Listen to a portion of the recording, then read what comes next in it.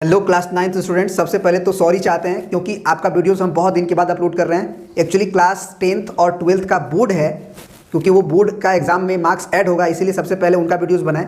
लेकिन आज जो है हम क्लास 9th का भी वीडियोस अपलोड करेंगे, जो टर्म 1 के लिए बहुत ही लेटेस्ट है और बहुत ही इंपॉर्टेंट क्वेश्चन है। जो भी टर्म 1 में पेपर आएगा उसी की तरह का एक पेपर आपको करना आना चाहिए, और कैसे कैसे क्वेश्चंस आते हैं वो भी करने आना चाहिए। तो आप चलिए हम लोग बिना देर के हुए शुरू करते हैं क्लास 9th का टर्म 1 के लिए जो पेपर है वो हर तरह के क्वेश्चन के साथ। तो सबसे पहला क्वेश्चन आपके स्क्रीन पे दिखाई दे रहा होगा।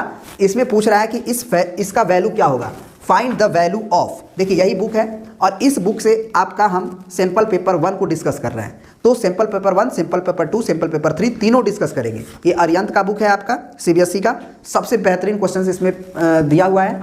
तो चलिए शुरू करते हैं। यहाँ पे क्वेश्चन जो दिया हुआ है वो x का पावर a है और इसका वैल्यू पूछ रहा है। क्या पूछ रहा है क्वेश्चन कि find the value of this. तो आप बच्चा क्या करता है, देख के घबरा जाता है, अरे सर ये कैसा क्वेश्चन आ गया, ये कैसे करे। तो घबराने की जरूरत नहीं है, बहुत ही आसान क्वेश्चन है, बस बेस और एक्सपोनेंट का खेल है। बेस और एक्सपोनेंट का खेल है। यहाँ पे ये समझो कि सबसे पहले ये जो पावर है ये a प्लस बी, ये इस a पे भी है और b पे भी है। यानी कि हम फाइनली अगर ये देखें तो या एक काम करो, सबसे पहले तो ये अंदर में जो है x का पावर a है और x का पावर b है, तो बेस सेम है, तो हम अंदर ही अंदर ब्रैकेट के अंदर ही अंदर इसको अभी छोड़ो, a प्लस बी रहेगा। लेकिन यहाँ पे हम कह सकते हैं कि बेस सेम है और डिवाइड है तो पावर घटेगा, यानी कि ये a माइनस बी होगा। ऊपर a और ऊपर नीचे से b ऊपर जाएगा तो a माइनस बी। उसी तरह से ये x बाई यहाँ पे जो पावर है वो b प्लस सी रहेगा, लेकिन अंदर ही अंदर हम क्या करते हैं कि x का पावर b माइनस सी कर देते हैं। बात हमारी समझ रहे हो हम क्या बोल रहे हैं। ये b प्लस सी जो पावर है उसको हम रहने दे रहे हैं, हम उसको नहीं कुछ कर रहे हैं, b प्लस सी रहने दे रहे हैं। लेकिन ये दोनों डिवाइड में है तो x का पावर b और c घट जाएगा ना, b में से c, और यही x का पावर c माइनस a और होल पावर हम कह सकते हैं c प्लस a। अब कहानी ये है कि पावर में पावर का मल्टीप्लाई हो जाता है, पावर में पावर का मल्टीप्लाई हो जाता है। तो यानी कि x का पावर ये a minus B into A plus B, a minus B into A plus B, कोई दिक्कत नहीं है। फिर इंटू में x का पावर फिर b माइनस सी इंटू बी प्लस सी, पावर में पावर का मल्टीप्लाई होता है। फिर x का पावर c माइनस ए इंटू सी प्लस ए। अब जरा देखो सारा का सारा एक ही फॉर्मूला की तरह हो रहा है, a प्लस बी और a माइनस बी क्या होता है, a plus B into A minus B, A square minus B square, यानी a plus B A minus B, तो x का power a square minus B square. फिर into यहाँ पे x का पावर देखो b minus B plus C, तो फिर वही है ना a माइनस सी और मतलब a माइनस बी और a प्लस बी की तरह सेम ही तो है, बस b और c है, तो b का स्क्वायर कर दो माइनस c का स्क्वायर कर दो। फिर यहाँ पे x का power c minus c plus है, तो c का स्क्वायर माइनस a का स्क्वायर कर दो। अब क्या होगा जरा सोचो। अब तुम ही बताओ कि बेस फिर तो सेम है x और पावर क्या हो जाएगा, मल्टीप्लाई है ना, सब इंटू ही तो है। तो ये बेस अगर सेम है तो a को बेस लिख दो और पावर को जोड़ दो, तो पावर क्या है a square minus B square पहले, फिर plus B square minus C square, फिर plus C square minus A square. अब ये माइनस ए स्क्वायर से प्लस ए स्क्वायर खत्म, माइनस बी स्क्वायर से प्लस बी स्क्वायर खत्म, माइनस सी स्क्वायर से प्लस सी स्क्वायर खत्म, तो x का पावर बचा 0, क्योंकि सब घट गया और x का पावर 0 हो गया 1, यानी कि ऑप्शन नंबर आपका B is the correct answer. अब बढ़ते हैं हम लोग नेक्स्ट क्वेश्चन की तरफ। अब जरा ये क्वेश्चन देखो, इसमें कह रहा है कि in the given figure the measure of angle B A C. तो बी ए सी कौन होगा, ये आपका ए है, ये आपका बी है और ये आपका सी है। तो बी ए सी का मतलब ये एंगल की बात कर रही है। अब जरा सोचो कि एक एंगल 50 डिग्री दिया और ये एंगल पूछ रहा है। बच्चे कहेंगे कि क्वेश्चन कैसे बनेगा, कम से कम 2 एंगल दिया रहेगा तब तो तीसरा निकालेंगे। लेकिन दिमाग है, क्या दिमाग है कि ये लेंथ और ये लेंथ बराबर दे दिया, ये 5 सेंटीमीटर ये भी 5 सेंटीमीटर, तो क्या होगा आइसोसेलेस ट्रायंगल, और आइसोसेलेस ट्रायंगल में 2 साइड्स अगर बराबर होते हैं तो 2 एंगल्स भी बराबर होते हैं। यानी कि इस साइड के सामने वाला एंगल और इस साइड के सामने वाला एंगल बराबर होगा, तो यानी कि ये 50 डिग्री है तो ये ए एंगल जो भी है वो भी 50 डिग्री होगा। और आपसे एंगल बी ए सी ही तो पूछ रहा है, तो अगर एंगल बी ए सी पूछ रहा है तो वो 50 डिग्री होगा। ये झूठ मूठ का 2x प्लस 20 डिग्री दिया है आपको घुमाने के लिए, यानी कि आपका option number B is the correct answer. फिर आपसे एक क्वेश्चन पूछ रहा है कि the rationalising factor of 7th root of a to the power 4, b to the power cube और c टू द पावर 5 है ना। a to the power 4, b to the power cube और c टू द पावर 5, ये कह रहा है कि rationalising factor बताओ। रेशनलाइजिंग फैक्टर का मतलब समझ में आता है, रेशनलाइजिंग फैक्टर उस फैक्टर को कहते हैं जिसका कि इसमें मल्टीप्लाई होने के बाद ये रूट से फ्री हो जाए।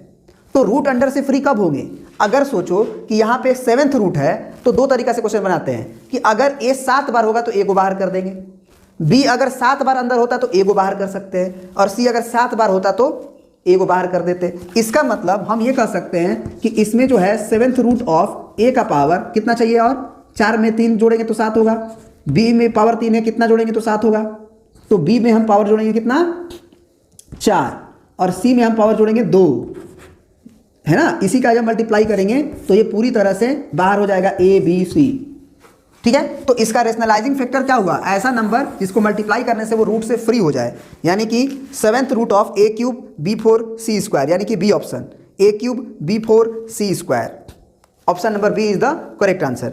अब अगला क्वेश्चन क्या कर रहा है, कह रहा है कि in given figure if A E is parallel to D C and A B is equal to A C then value of angle A B D. जरा सोचो कि ए ई अगर डी सी के पैरेलल होगा तो क्या होगा, दिख रहे हो ना, ए ई अगर डी सी के पैरेलल होगा तो ए बी इंटरसेक्टिंग लाइन हुआ, और आपसे पूछ रहा है एंगल ए बी डी। बहुत ही बेहतरीन क्वेश्चन है।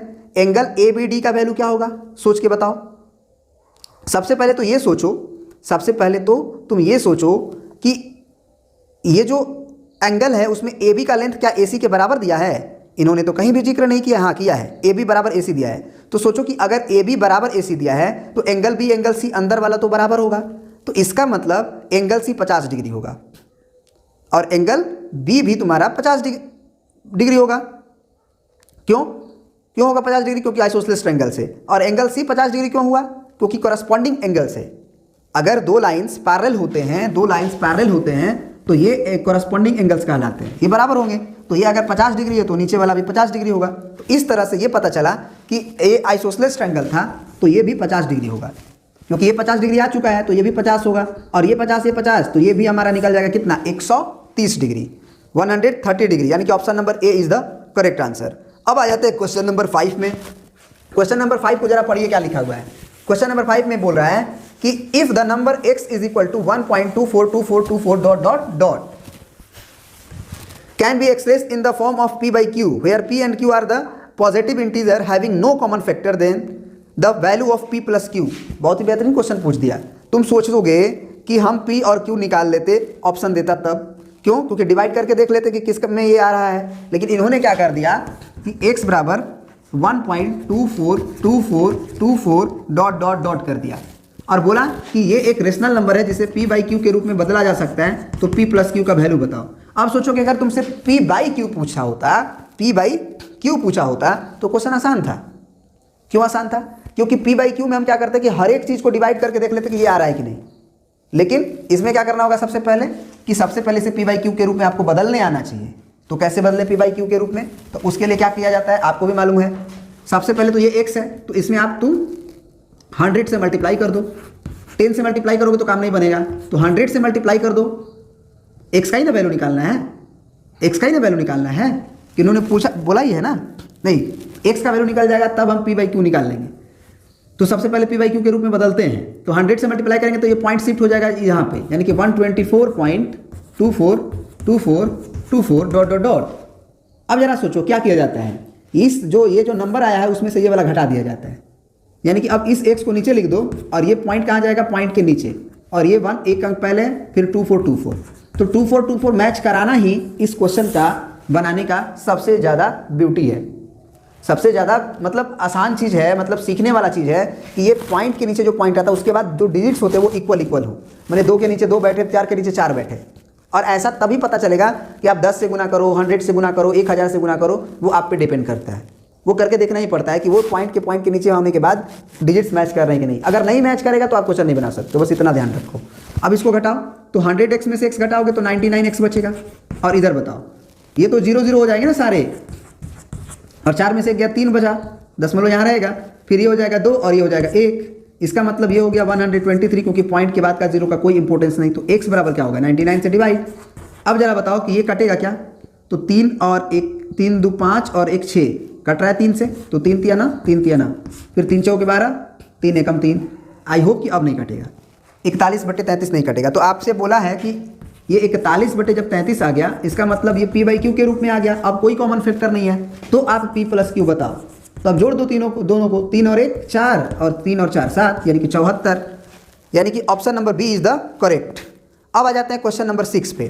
क्वेश्चन नंबर 6 में क्या कह रहा है कि if AD is a bisector of angle A and angle D is a perpendicular to B C, then triangle A B C is scalene, equilateral, none of these, isosceles. सबसे पहले क्या बोला है इन्होंने कि एक ट्रायंगल आपके पास ए बी सी है और ए बी सी ट्रायंगल में इन्होंने बोला कि ए डी जो था एंगल डी को 90 डिग्री, तो ये 90 हो गया। फिर उन्होंने बोला कि ए डी जो था वो ए डी क्या था, एंगल ई का बाइसेक्टर था, तो ये एंगल और ये एंगल बराबर, तो ये आइसोसेलेस ट्रायंगल है ना ए बी सी पूरा। यही तो कहानी है कैसे आइसोसेलेस ट्रायंगल है। हम कहेंगे कि ये साइड दोनों ट्रायंगल कॉन्ग्रुएंट है। हमेशा याद रखना कि अगर ये वाला साइड 90 डिग्री भी सामने हो गया और ये एंगल के भी बराबर हो गया, तो ये दोनों ट्रायंगल जो ये पूरा जो ट्रायंगल होता है वो आइसोसेलेस हो जाता है, यानी कि ये लेंथ इसके बराबर होना ही पड़ेगा, कॉन्ग्रुएंट हो जाता है। कैसे कॉन्ग्रुएंट हो जाता है, देखो ये एंगल इस एंगल के बराबर, ये साइड एक दूसरे के कॉमन और ये 90 डिग्री, तो हम कह सकते हैं कि एंगल साइड एंगल से दोनों ट्रायंगल कॉन्ग्रुएंट हो गया। जैसे ही कॉन्ग्रुएंट हुआ ए बी साइड ए सी के बराबर हो जाएगा। तो इस तरह से ये ट्रायंगल आइसोसेलेस हो गया। Option number C is the correct. I hope कि हमारी सारी बातों को तुम समझ पा रहे होगे। अब आ जाते हैं हम लोग क्वेश्चन नंबर 7 पे। क्वेश्चन नंबर 7 में कह रहा है कि if the area of equilateral triangle is 16 √3 centimetre square then the perimeter of the triangle. सबसे पहली बात कि जो एरिया ऑफ जो इक्विलेटरल ट्रायंगल का एरिया होता है उसका फार्मूला आपको याद होना चाहिए, है ना। एरिया किसका, इक्विलेटरल ट्रायंगल का। एरिया दिया कितना है पहले ये सोचो, तो एरिया दिया है 16 √3 और एरिया का फार्मूला क्या होता है, तो साइड इसका अगर ए है मान लो, तीनों का बराबर होगा ना, इक्विलेटरल ट्रायंगल है तो इसका जो एरिया होता है वो √3/4 इंटू साइड का स्क्वायर होता है, ये फार्मूला होता है। और क्वेश्चन है इसका वैल्यू दिया है 16 √3। तो अब जरा सोचो कि ये √3 से ये √3 खत्म और ए स्क्वायर का वैल्यू क्या हो जाएगा, 16 गुने ये 4 उधर जाके मल्टीप्लाई होगा तो 64, यानी कि ये साफ दिख रहा है कि ए का वैल्यू हो जाएगा 8, क्योंकि ए स्क्वायर बराबर 64 है और साइड कभी भी निगेटिव नहीं होता है तो केवल 8 ही लेंगे। तो पेरीमीटर पूछा है, साइड लेंथ नहीं पूछा है। तो पेरीमीटर के लिए क्या करना होगा, 8 + 8 + 8, यानी कि 8 × 16 = 24, यानी कि option number B is the correct. ठीक है, अब बढ़ते हैं हम लोग क्वेश्चन नंबर 8 की तरफ। ठीक है ना, इसको मिटाते हैं पहले। देखो क्वेश्चन नंबर 8 में क्या कह रहा है कि the maximum temperature in degree Celsius for a city in north India for the month of June 2000 as reported by meteorological department are as below. यानी कि एक जून 2000 में जो नॉर्थ इंडिया है उसमें जो मैक्सिमम टेम्परेचर को नापा गया था वो डिग्री सेल्सियस में दिया गया है 32.4, फिर 30.3 डिग्री सेल्सियस, फिर 31.6 degree Celsius and so on. तो लास्ट में बोला कि द रेंज इज, तो रेंज क्या होता है, सबसे मैक्सिमम माइनस सबसे मिनिमम। रेंज का मतलब क्या होता है, रेंज का फार्मूला याद रख लेना कि रेंज जो होता है किसी भी टेम्परेचर या किसी भी चीज़ का वो होता है maximum value minus minimum value. तो सबसे पहले ये छांटो कि इसमें सबसे मिनिमम कौन है। तो सबसे मिनिमम के लिए आप फिगर में देखो, उसको छांटना होगा। जो मिनिमम है और जो मैक्सिमम है उस मैक्सिमम, सबसे पहले मैक्सिमम कौन है बताओ। तो तुम बोलोगे जैसे मान लो 35.6 अभी दिखाई, 36 भी दिखाई दे रहा है, 36 के बाद कोई है 37 भी दिखाई दे रहा है, 37 के बाद तो हमको नहीं लग रहा है कि कोई टेम्परेचर है जो 37.2 से ज़्यादा है। वैसे एक बार नज़र घुमा के देख लो, 37.2 से मैक्सिमम नहीं है, ठीक है ना। और मिनिमम भी देखो, तो मैक्सिमम और मिनिमम तुम्हें देखना पड़ेगा, ठीक है। तो देखो मैक्सिमम जो टेम्परेचर आया हमारा वो 37.2 आया, क्योंकि 37.2 से मैक्सिमम कोई टेम्परेचर नहीं था। और जो सबसे मिनिमम टेम्परेचर था वो अगर तुम ध्यान से देखो तो 28.1 है। तुम ढूंढ सकते हो 28.1 से कम टेम्परेचर कहीं भी तुम्हें नहीं मिलेगा। तो 28.1 घटा दो, तो 2 में से 1 गया था 1, फिर पॉइंट, फिर 17 में से आपका 8 गया, तो 8 8 16 1 17, यानी कि 9 बचा और ये 0 हो जाएगा, यानी कि 9.1 इस टेम्परेचर का रेंज होगा, यानी कि 9.1 डिग्री सेल्सियस, यानी कि option number C is the correct answer. अब क्वेश्चन नंबर 9 पे आते हैं। क्वेश्चन नंबर 9 में कह रहा है कि the sides of triangular board are 6 centimetre, 8 centimetre and 10 centimetre. The cost of the painting it at the rate of 9 paise centimetre square. क्या कहना चाहता है, ये क्वेश्चन हो गया आपका हीरोन्स फार्मूला वाला। किसका, हीरोन्स फार्मूला वाला, कि एक आपको ट्रायंगल दिया है और इस ट्रायंगल में एक लेंथ 6 दे दिया, एक लेंथ 8 दे दिया और एक लेंथ 10 दे दिया, और बोल रहा है कि 9 पैसे पर सेंटीमीटर स्क्वायर की दर से अगर इस पूरे कार्डबोर्ड को पेंट करना पड़ा हमें तो कितना रुपया हमें देना पड़ेगा। है ना। तो ये रेट देखो 9 पैसे पर सेंटीमीटर स्क्वायर। इसका मतलब क्या हुआ कि 1 सेंटीमीटर स्क्वायर अगर पेंट करेगा कोई बंदा तो 9 पैसे उसे चाहिए। ये क्लियर हुआ, 9 पैसे उसे चाहिए। तो अगर हम बोले कि रुपया में अगर इसको बदलो तो रुपया का मतलब 9/100 रुपया। पैसा को अगर रुपया में बदलना है तो 100 से डिवाइड कर देंगे। तो 1 सेंटीमीटर स्क्वायर अगर वो पेंट करेगा तो 9/100 रुपीस लेगा। तो सोचो कि कार्डबोर्ड में, ये जो कार्डबोर्ड है तुम्हारा, ट्रायंगुलर बोर्ड है तुम्हारा, उसमें कितना जगह है, कितना एरिया है, टोटल एरिया कितना है, तो एरिया निकालना पड़ेगा। तो एरिया के लिए सबसे पहले हीरोन्स फार्मूला से तुम काम करो। तो हीरोन्स फार्मूला से तुम्हें एस क्या वैल्यू क्या निकालोगे, तो ये होता है a + b + c/2। तो a + b + c/2 का मतलब क्या हुआ, 8 और 6 14 और 10 24/2 यानी कि 12। तो एस का वैल्यू 12 हो गया। फिर तुम क्या करो कि s - a निकालो। तो तुम क्या करो कि इसे a मान लो, इसे b मान लो, इसे c मान लो। तो s हो गया तुम्हारा कितना, 12 और -a का मतलब 10 यानी कि 2। फिर s - b का मतलब हुआ, s तुम्हारा आया हुआ है 12 और -b का मतलब हुआ तुम्हारा 8 यानी कि घटेगा तो बचेगा 4। फिर s - c, इसका मतलब s में से आप 6 घटाओगे यानी कि 12 में से आप 6 घटाओगे तो हो जाएगा 6। तो हीरोन्स फार्मूला से जो एरिया का फार्मूला आएगा वो एरिया क्या आएगा, वो आएगा √s × s - a × s - b × s - c। Formula आपको आना चाहिए। तो s क्या है तुम्हारा, तो s तुम्हारा है 12, s - a कितना है तुम्हारा 2, डायरेक्ट लिख देंगे क्योंकि कैलकुलेट किए हुए हैं। s - b 4 और s - c 6।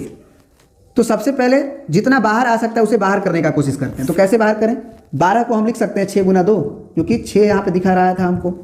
तो हम 12 को क्या लिख देंगे, 2 × 6 गुने 2 है, और इस 4 को हम लिख सकते हैं 2 × 2 और फिर गुने में 6 है। तो एक कहें कि हम ये 2 बाहर कर लें, इस 6 को बाहर कर लें, और जो ये 2 को बच गया उसमें से 2 बाहर कर लें। तो 6 × 12 12 × 24 24 सेंटीमीटर स्क्वायर इसका एरिया आया। 24 सेंटीमीटर स्क्वायर क्या आया, इसका एरिया आया। अब सोचो कि 1 सेंटीमीटर स्क्वायर का वो पैसा रुपया ले रहा है 9/100 रुपीस। तो 24 सेंटीमीटर स्क्वायर का रुपया कितना लेगा, तो डायरेक्ट 24 से गुना कर दो। 1 सेंटीमीटर का इतना रुपया लिया तो इतना का क्या होगा, 24 × 9/100 रुपीस, है कि नहीं। तो 24 × 9 100 रुपीस, तो 9 का 24 में गुना करो तो 9 चौके 36, 3 हुआ, और 9 दूना के 18 और 3 21 हुआ, और 2 अंक के पहले दशमलव यानी कि 2 रुपया 16 पैसे यानी कि 2.16, यानी कि option number B is the correct. ठीक है, अब आ जाते हैं क्वेश्चन नंबर 10 पे। क्वेश्चन नंबर 10 क्या कह रहा है, जरा पढ़िए। कह रहा है कि the marks obtained by 12 student of a class in a test are 36, 27 and 5, 19 and so on करके मार्क्स दिया हुआ है। कह रहा है कि the mode is equal to. तो अब क्वेश्चन उठता है कि मोड किसे कहते हैं। मोड कहते हैं कि कोई भी डाटा जो सबसे अधिक बार आता है उसे मोड कहते हैं। जो डाटा जो मतलब जो भी आपको डाटा दिया रहेगा उसमें जो सबसे अधिक बार आता है उसे मोड कहते हैं। तो जरा देखो मोड क्या होगा, 36 कितनी बार आ रहा है, तो 36 तो बस एक ही बार आ रहा है, कहीं और नहीं आ रहा है। 27 ये भी बस एक ही बार आ रहा है। 5 ये भी बस एक ही बार आ रहा है। 19 ये भी एक ही बार आ रहा है। 34 ये भी एक ही बार आ रहा है। 23 3 बार आ रहा है, समझ रहे हो। 23 जो है वो 3 बार आ रहा है, तो 23 ऑप्शन हो जाएगा, क्योंकि 20 तो होगा नहीं। 26 जो है वो मात्र 26 तो आ ही नहीं रहा है इसमें, और 36 तो वैसे भी नहीं, हाँ है एक बार 36, समझ रहे हो आप। तो आंसर हो जाएगा ए, है ना। अब आ जाते हैं क्वेश्चन नंबर 11 पे। क्वेश्चन नंबर 11 में क्या कह रहा है कि वैल्यू ऑफ 3/5 माइनस √3 और प्लस 2/5 प्लस √3। बहुत ही आसान क्वेश्चन है, तुमको देखने में ये अजीब लग रहा है। एलसीएम दोनों का क्या होगा, a - b a + b, समझ रहे हो आप। दोनों का मल्टीप्लाई करोगे ना एलसीएम में, क्योंकि सेम तो है नहीं, एक प्लस है एक माइनस है, तो एलसीएम मल्टीप्लाई हो गया। इसका मल्टीप्लाई इसमें करेंगे तो 3 और ब्रैकेट में लिख दो 5 प्लस √3। फिर बीच में क्या है क्वेश्चन में, प्लस, और फिर इस 2 का मल्टीप्लाई लिख दो 5 माइनस √3, तो ये हो गया 5 माइनस √3। ठीक है, अब क्या होगा देखो, ये 5 आपके 15, फिर प्लस 3√3, फिर 2 का मल्टीप्लाई 5 में, तो 5 दूना के 10 माइनस 2√3। ठीक है, और नीचे क्या हो गया तुम्हारा a - b a + b यानी कि a² - b², यानी कि a² 5² माइनस √3 का स्क्वायर √3 का स्क्वायर। फार्मूला आपको याद होना चाहिए कि जैसे ही a - b a + b चमका तो a² - b को याद आना चाहिए। तो 15 और 10 कितना हो जाएगा 25, और 3√3 में से 2√3 घटेगा तो बचेगा √3, और नीचे कितना हो जाएगा आपका 25 और 3 बचेगा, तो 25 में से 3 घटेगा, तो 25 में से 3 घटेगा तो आपका 22 बचेगा। तो ऑप्शन क्या हो जाएगा भाई 25 + √3 अपॉन 22, यानी कि option number C is the correct, 25 + √3 upon 22। अब बढ़ते हैं हम लोग क्वेश्चन नंबर 12 की तरफ। अब देखिए इस क्वेश्चन में क्या कह रहा है, कह रहा है कि in the given figure if AC is bisector of angle BAD। आप AC को देख लीजिए, ये है आपका AC, फिगर में भी बगल में भी देख सकते हैं, और ये BAD का बाइसेक्टर है, मतलब ये एंगल इस एंगल के इक्वल है, यानी कि ये एंगल 1 है तो ये भी एंगल 1 है, सबसे पहली बात। फिर इन्होंने बोला कि सच दैट कि AD बराबर 3 सेंटीमीटर, A से D का लेंथ 3 सेंटीमीटर दिया हुआ है, फिर AC बराबर 3 सेंटीमीटर, और AD 3 सेंटीमीटर दिया है, और AD 3 सेंटीमीटर है, AD 3 सेंटीमीटर लिख दिए, AC 3 सेंटीमीटर दिया इन्होंने, तो AC को गलत दिया इन्होंने, क्योंकि AC 3 सेंटीमीटर, AC 5 सेंटीमीटर, ऐसा थोड़ी हो सकता है। AC एक जो 3 सेंटीमीटर वो गलत है, AC 5 सेंटीमीटर वो सही है, ठीक है। Then the value of CD + BC, यानी कि CD आपका ये है और BC आपका ये है, यानी कि इसको और इसको जोड़ के बताना है। सबसे पहली बात कि इस फिगर में ये 90 डिग्री दिया है और ये 90 डिग्री दिया है, ठीक है। तो अगर ये 90-90 दिया है और साथ में ये एंगल बराबर है और ये कॉमन साइड है, तो हम ये कह सकते हैं ये ट्रेंगल और ये ट्रेंगल कॉन्ग्रुएंट होगा। कैसे कॉन्ग्रुएंट होगा कि ये एंगल इस एंगल के बराबर, 90 डिग्री के बराबर, और ये लेंथ इस लेंथ के कॉमन, तो राइट एंगल हाइपोटेनस, क्योंकि 90 डिग्री के सामने है, समझ रहे हो आप। तो राइट एंगल के बराबर, हाइपोटेनस के बराबर, और एक एंगल और बराबर। या ऐसे कर दो ना, साइड तो एक नहीं ना हो पा रहा है बराबर, तो राइट एंगल हाइपोटेनस से नहीं बोल सकते हैं, क्योंकि ये 2 एंगल और ये एक एंगल बराबर है, तो एंगल साइड बोल दो, एंगल साइड, इधर भी एंगल साइड, तो बराबर होगा। तो अगर ये बराबर होगा तो ये लेंथ बराबर होगा। तो अब जरा सोचो कि ये 90 डिग्री है अगर, तो 90 डिग्री के सामने क्या होता है, हाइपोटेनस होता है, तो हाइपोटेनस तुम्हारा 5 हो गया। इसे तुम परपेंडिकुलर की तरह ट्रीट कर लो 3 को, तो तुम्हें बेस निकालना है, तो बेस बराबर क्या हो जाता है, √ hypotenuse square minus P square. याद रखना, अगर बेस निकालना होगा तो बेस का स्क्वायर क्या होगा, हाइपोटेनस का स्क्वायर माइनस पी स्क्वायर, तो h स्क्वायर यानी कि 25, क्योंकि h 5 है तो 5 का स्क्वायर 25, अब p 3 है तो 3 का स्क्वायर 9, तो 25 में 9 घटाओगे तो 16 आएगा, 16 से बाहर 4 आएगा, तो अगर ये लेंथ 4 आ गया तो ये भी 4 ही होगा। तो अगर दोनों का सम पूछा है तो 4 4 8 होगा, यानी कि option number C is the correct answer. फिर अब देखो 13 नंबर क्वेश्चन क्या कह रहा है कि the product of rational number and it's reciprocal is. अगर कोई नंबर रेशनल नंबर है और उसके रेसिप्रोकल से मल्टीप्लाई कर दिया जाए तो वो क्या होगा, the product of rational number and it's reciprocal. तो सबसे पहले रेशनल नंबर आप कोई भी ले लो 2/3 और इसके रेसिप्रोकल को के साथ मल्टीप्लाई करो, तो रेसिप्रोकल लोगे तो मान लो ये 3/2 हो जाएगा, तो ये कट जाएगा ना ये, और ये 3 तो ये 1 आ जाएगा, यानी कि हम ऑप्शन नंबर बी मारेंगे। वैसे कोई बंदा ये बोल सकता है कि सर 0 भी तो एक रेशनल नंबर है, तो 0 रेशनल नंबर है और इसका रेसिप्रोकल, तो क्या ये 1/0 डिफाइंड होगा। तो हम किसकी बात करते हैं, जो डिफाइंड रेशनल नंबर है, तभी तो उसका रेसिप्रोकल भी डिफाइंड होना चाहिए ना। तो 0 को सेलेक्ट करोगे तो 1/0 तो अनडिफाइंड हो जाएगा फिर, तो इसकी बात नहीं हो रही है, बात नॉर्मल रेशनल नंबर की हो रही है, तो ऑप्शन नंबर बी ही टिक करेंगे। अब क्वेश्चन नंबर 14 पे आ जाओ। कह रहा है कि which of the following criteria of congruency is shown. ये जो 2 फिगर देख रहे हैं, इस फिगर में आप कौन सी कॉन्ग्रुएंसी को शो करेंगे। तो 2 साइड और उसके बीच का एंगल दिखाई दे रहा है, 2 के बराबर 1 के बराबर उसके बीच का एंगल, तो इसका मतलब हम साइड एंगल साइड बोलेंगे, यानी कि option number C is the correct answer. अब आ जाते हैं क्वेश्चन नंबर 15 पे। क्वेश्चन नंबर 15 में क्या कह रहा है कि the base of right triangle is 48 centimetre and its hypotenuse is 50 centimetre, then the area of triangle is. तो सबसे पहले इसको फिगर में आप तब्दील करें तब ज़्यादा आसानी होगा।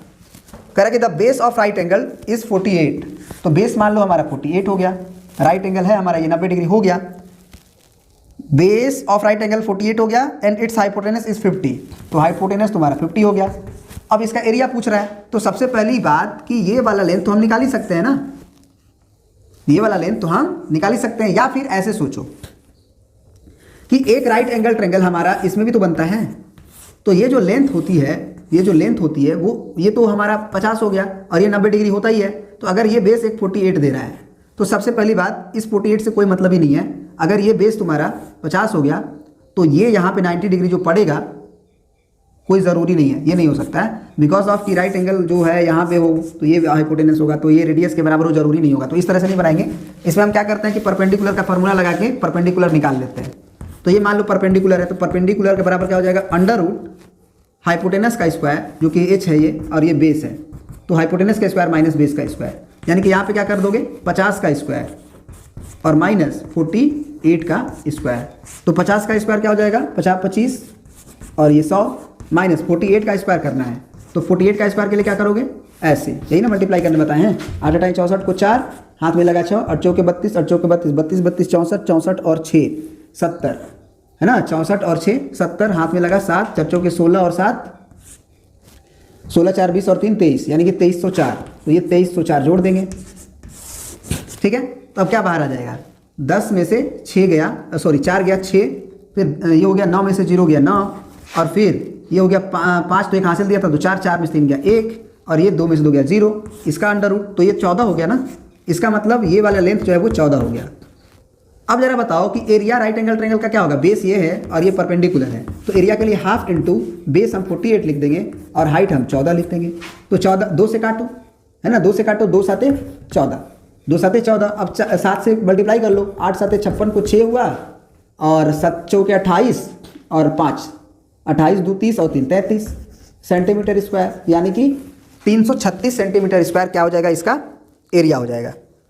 एरिया ही पूछा है, यानी कि option number C is the correct answer. तो इस तरह से हम लोग इस वीडियो में 15 क्वेश्चन ही किए, नेक्स्ट वीडियो में हम लोग और भी क्वेश्चंस करेंगे, ठीक है। तो नेक्स्ट वीडियो का वेट करें, बहुत ही जल्दी आएगा, 1 से 2 दिन में, कल परसों तक आ जाएगा, ठीक है। और तब तक ये वीडियो को एंजॉय करें और टर्म 1 का प्रिपरेशन जबरदस्त करें। और भी वीडियोस देखना है तो उसका हम प्लेलिस्ट का लिंक दे देते हैं, जो टर्म 1 के लिए बनाए हैं उसे आप जाके देख सकते हैं, ठीक है। एक वीडियो में आपको प्लेलिस्ट का लिंक रहेगा और एक वीडियो में नेक्स्ट वीडियो का लिंक रहेगा, लेकिन अभी नेक्स्ट वीडियो बना नहीं है तो कोई और वीडियो डालेंगे, अगली बार जब हम अपलोड करेंगे तो वो नेक्स्ट वीडियो का लिंक इसमें रहेगा। Thank you very much. और एक बात, लाइक शेयर और सब्सक्राइब करना ना भूलें, ताकि नेक्स्ट वीडियो का नोटिफिकेशन भी आपको मिल पाए। Thank you.